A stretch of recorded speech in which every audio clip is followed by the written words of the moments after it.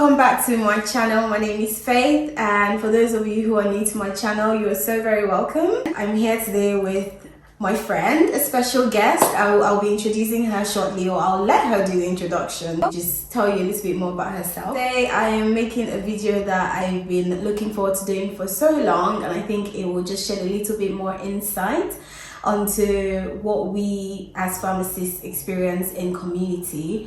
So we're going to be talking about different points and different things that we think are important that we have learned through the course of our career. So before I just carry on rambling, I'm going to just let Amanda do the honors. Okay. I'm not used to the spotlight, but no, my name is Amanda, like Faith said. I am a friend and also a pharmacist colleague. We worked together in the community sector. So I'm a pharmacist, but not your regular pharmacist. Absolutely not your average pharmacist. It's been interesting. Yeah, which is why I think that's the reason for the video today, isn't it? To just sort of, give you guys a different perspective as to how a pharmacist can thrive in that profession and still very much be yourself. So yeah, I'm a pharmacist, long and short, but I'm a multi-dimensional pharmacist. Is that introduction enough? Our makeup. We're going to be doing our makeup. Oh yes, guys, so. Yes, we're going to be doing our makeup while we talk. So it's pretty much like a chit chat, get ready with me. So it's like laid back vibes, and we're giving you how we go to work vibes as well. So nothing too serious. I'm not a makeup artist, so no, it's just going to be nice and relaxed. This is how I go to work, pretty much. So this is actually how I go to work. Literally how I go to work. We'll put in some effort today. We'll try a little bit because I put primer, and I don't normally wear primer to work. But yeah, here we go. I'm a community pharmacist. I have been for 4 years. I'm now starting to venture into other things. Amanda has been qualified for 5 years now. Well, going 6. Going 6, yeah. She's my senior in the game, guys. Well, not that much of a senior. When you say it like that, it makes it seem like I'm actually your senior. So at the moment, I'm a community pharmacist. I'm also a clinical pharmacist, so I work for the NHS. And I'm an aesthetic pharmacist as well. I've done a level 7 course in aesthetic medicine. So that allows me to hone my skills in the area of skin and injectables, if that makes sense. Skincare is something Amanda is passionate about. Yes. And this video would hopefully shed a little bit of light on how you don't need to push aside your passion to pursue this career. Exactly. Yeah. Exactly. So yeah, without further ado, we're going to go right into it. We'll get started doing our makeup, and then we'll just chit chat, laid back vibes. I get like chit that chat, as well. and then just take a few things out of this. But most importantly, I just want any aspiring pharmacists or any current pharmacists who feel like they're stuck in a rut to know that there's so much more out there. Yeah. And then this is just important tips for anyone who is deciding to venture into the world of pharmacy. Yeah. Or anyone who wants to travel from Nigeria, as I know a lot of my targeted audience is, to understand like what the world of pharmacy is like over here in the UK. So yeah, let's get right into it. See, when I'm going to work, I literally just need like 4 or 5 products. But let's put in a little bit of effort today. But there's some days that you actually feel like you can actually put in effort a bit. Yeah. So you get up early and you're like, actually I'm gonna move. No, putting on makeup is just so much effort. It is. So much. I think it depends where I'm working as well. If I'm working like as a community pharmacist, to be honest, I do not bother, especially when you're Do you know what? When I first started working as a pharmacist, or actually when I was doing my pre-reg, I noticed that a lot of pharmacists just dress down. Yeah. And it makes there's a perception people have of pharmacists, like they don't bother about their outfits. Understandably, we're on our feet like a lot of hours in the day. Yeah. Literally, I'm on my feet 10 hours a day. So you want to wear comfy shoes. But growing up, I've always felt like I wanted to have this vibe when I started going to work, and what I saw community pharmacists wear, I was just so unimpressed. I started off like that because I felt like that was almost the expectation, but then at a point I snapped myself out of it. I was like, no, actually I want to look good to work, and then I started dressing up because you're representing that business, if that makes sense. So I feel like as a professional, you're pretty much representing yourself as well. Personally, because I'm a smaller person, so I'm only 5'1". That's not small though. So I'm a smaller person, and when I qualified, it was quite a struggle. Like a patient actually pulled my cheeks, guys. No way. I swear. Stop. So she came to me and was like, "Oh, your skin is so," and these are things it's a whole different ballgame. Conversation. But yeah, and then she just touched my cheek like this, and I'm like, if I was a big, grown, tall person now, she wouldn't have had the audacity. And then I it's the audacity for me. I know, right? I have a lot of instances where patients will come in. Can I speak to a pharmacist?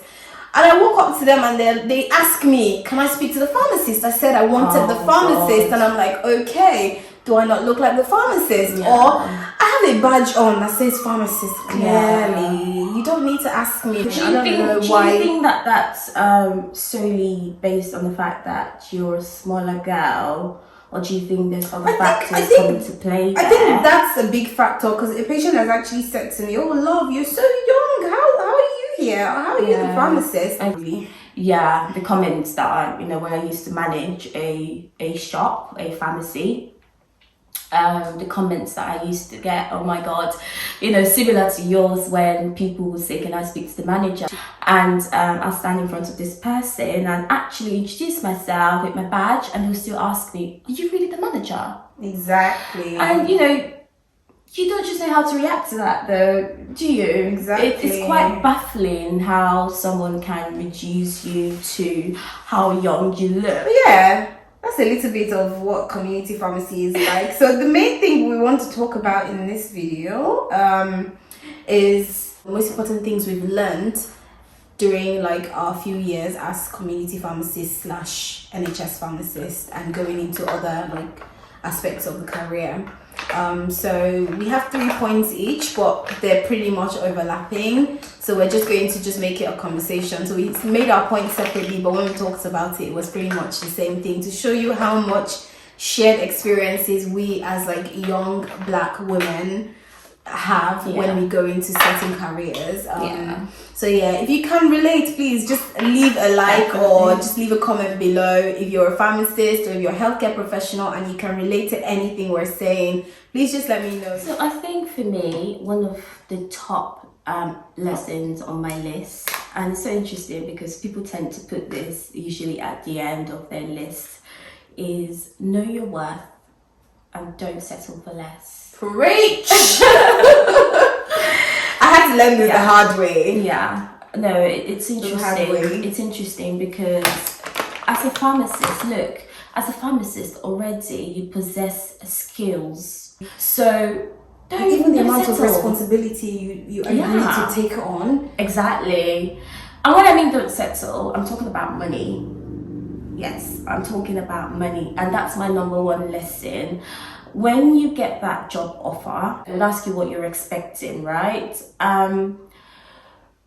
I would say whatever they're saying or whatever they advertise the job, the money value of that job, I would say let's say about 10%. 10%, yeah, 10%. What's interesting is that companies actually expect you to negotiate. Yes. If you don't negotiate, you're literally shooting yourself. I feel like we're in a world where actually money is a currency, money is value, and your worth is almost tied to your value. If you talk the talk, like I always say, talk the talk, also attach the money value on there. You are expensive. Yes, you're expensive because you know your worth, you know what you bring to the table. Obviously, this is not for rubbish people that don't work hard, but I believe that for someone to have graduated as a pharmacist, they're hardly lazy. They're smart, they're intelligent, and they're hardworking. And one more thing is, don't be scared to go for the high-paying jobs. So if you read the job description and you feel like you possess these skills, but perhaps the salary is, something that you're not even dreaming of earning in the nearest 5 years, but you've gone through the job criteria, you're qualified to do these things, but then you've seen the salary and there's that almost like a complex. You're feeling that, oh my god, this money is too much. I don't deserve to earn this much money. For them to be offering this much money, that means they want a highly qualified person. Actually, no, they want you. You possess those skills. There's nothing wrong in just handing in your CV, and the worst they could say is no, but at least you tried. You know what? If they actually want you, they will try to meet you. They might not be able to go all the way, but they'll try to meet you halfway. Yeah. And you'll be able to tell from like conversations back and forth that actually they really want you to be on their team. Another thing I will add to that point actually is do your research as well. Understand like what people in that role are earning. Speak to people if you can. Try and find out what people are earning. If people are open to sharing this with you. Some people actually don't mind. Or you go on Glassdoor. There's like salary scales on Glassdoor you can find. You just need to realize that if you sell yourself well and you are ready actually to just walk the walk when you actually get hired, because you can't just make them pay you so much and then you go in and just not do what you've been asked to do or what you've promised to do. I feel like as clinicians, so we're not medics, but we're clinicians, I feel like we're very much conscious of the fact that people will judge us and think that we're probably money driven, and we don't really care too much about helping people. It's funny because that's one of the that's just a misconception. That is a big misconception, because that's one of the main reasons why a lot of us clinicians, I'm not saying everyone, a lot of us clinicians and even medics go into the job. You want to help people. Those are the things you write in your personal statements, right? And your statement of purpose. You want to help people, and you won't be doing things like this if you don't actually genuinely want to. Exactly. But again, like, you are giving a lot of yourself. If there's the possibility that you can get paid for it, why not? Would you advise newly qualified pharmacists to do the same?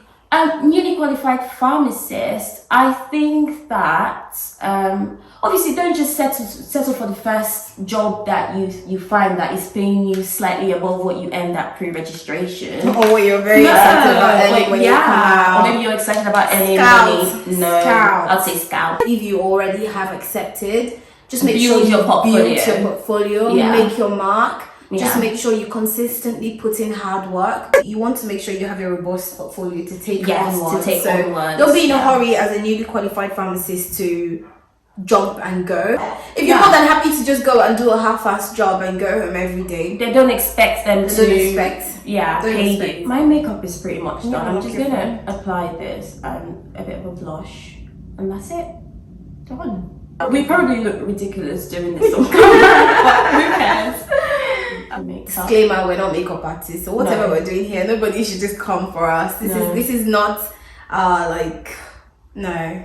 So no, Faith, over to you, I think. Right, so my second point, and this is going to be piggybacking off what Amanda has just finished saying, is be ready to negotiate. So she has come from the money side of things. I'm now coming from the responsibility side of things. So a lot of people, when you start working, would be ready to push a lot of responsibilities to you. So you need to understand what your role, what your duties are, what your responsibilities are, what you need to do to be a good member of the team, but most importantly, to not overwhelm yourself, because you need to make sure that you are still able to concentrate a good amount, because you're dealing with a lot of clinical stuff and you don't want to be making mistakes. Fine, you can help out with a whole lot of other things, but you need to understand what your own priorities are. So people will ask you to do things that technically you shouldn't be bothering to do because you've got a lot on your plate already. So don't be too naive to say, actually, no, I want to focus on my job. This is my job, because at the end of the day, you are the responsible pharmacist, and if there's any problems or anything goes wrong, the blame is going to be on you. And by any problems and anything going wrong, I mean errors on medications, or if someone gets handout errors, so you give the wrong medication to the wrong patient just because you are dealing with so much, you're juggling. So you need to learn to organize, prioritize, understand what your own main duties are, and understand that people that may have worked there for much longer than you may try to manipulate, but you need to just understand your own role and just negotiate. So even your bosses might try to put on you things that you shouldn't be doing. Just be ready to negotiate and say, you know what, I've got this that I'm already doing. This would not fit into like my time. I won't be able to juggle it, or I can juggle it, but you need to give me this, that, and the other to support me.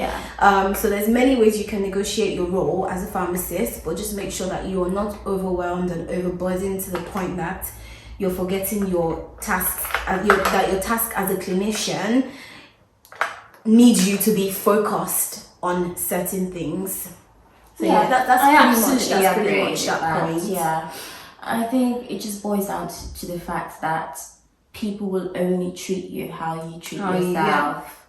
If you treat yourself as someone who does not deserve rest, someone who does not deserve a break, or someone who deserves to be given all the shitty jobs or not even considered as a person, then people will actually treat you that way. So like Faith said, set those boundaries and definitely set them early. My second point, is it second point? Yeah. Okay, yeah. So my second point is protect your, to be honest, I have a list here, guys. Protect your energy, but don't be scared to speak out. Yeah, basically. So protect your energy, but don't be scared to speak out. And by that, I mean, don't be reactive. So we're leaning towards community pharmacy. So because I have a majority of my experience as a pharmacist is a community pharmacist, and so my examples will be based around community pharmacy. So when I mean protect your energy, in community pharmacy, there's a lot going on. You're getting it from patients, you're getting it from the public. Working with the public is the most challenging thing ever.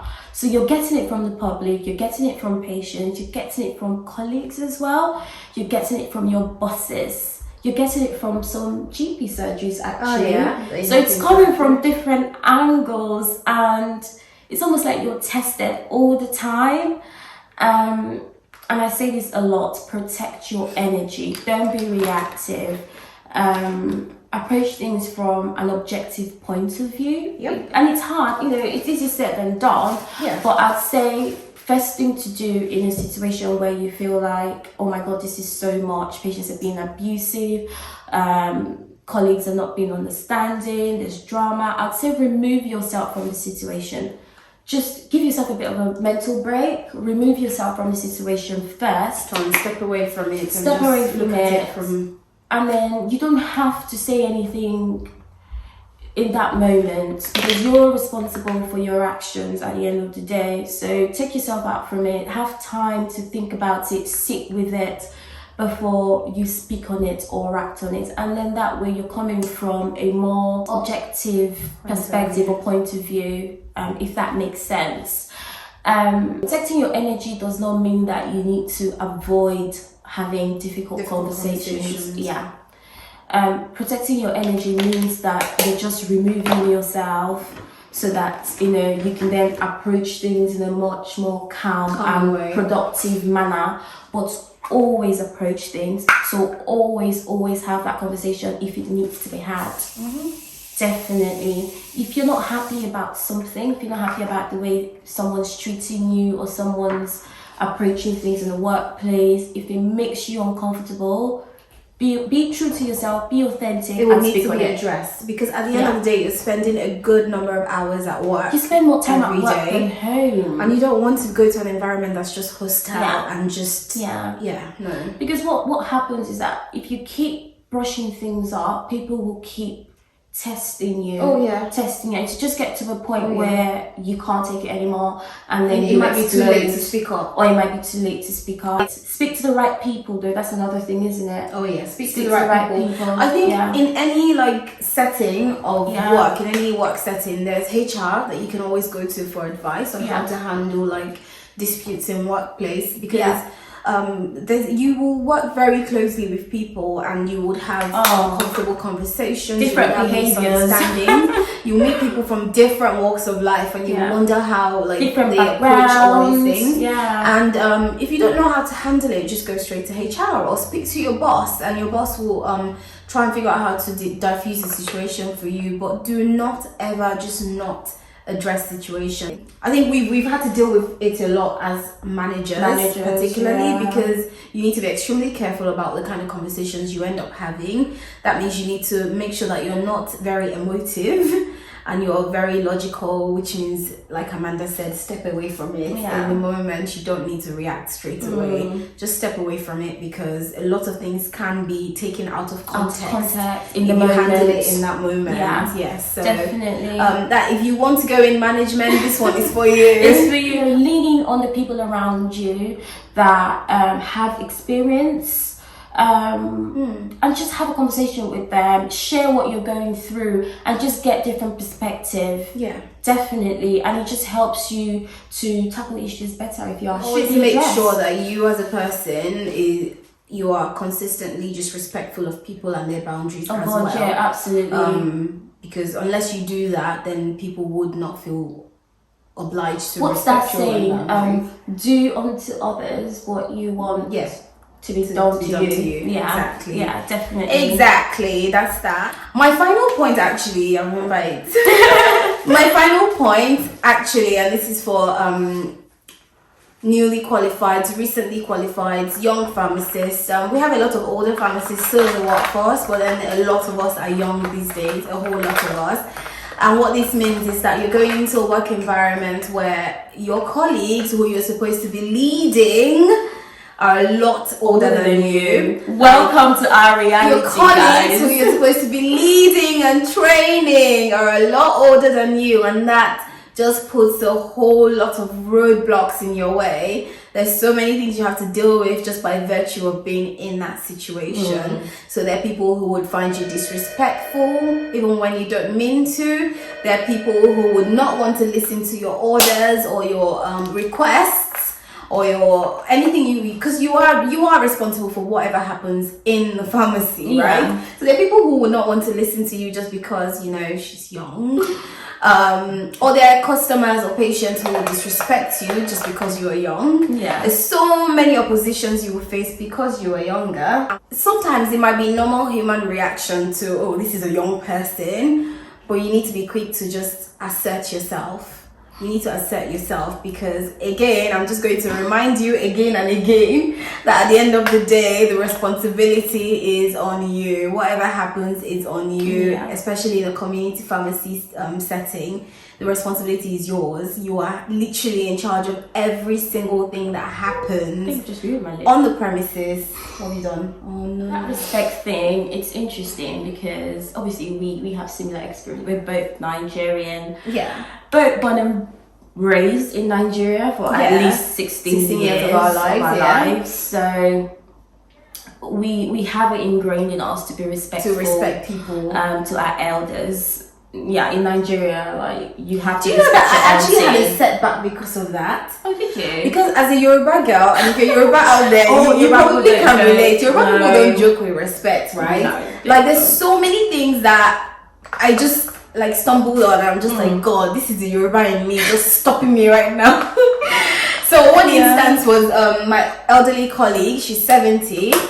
She took all the cups that we used to have, like tea, coffee, and then she went to wash it. And my body was just burning me. I was like, oh my God, how's this grandma washing my cups? And there's young people out. And I went to meet her, and I was like, please don't wash the cups, I'll wash it. She was like, am I handicapped? So she did it the wrong way. At that point, I was like, okay, all right then. The other thing is, because I have to manage people that are much older than me. Like, I'm literally the youngest person on the team, and I'm managing a team of 6 people. There are instances where I want to like tell them off, but I struggle.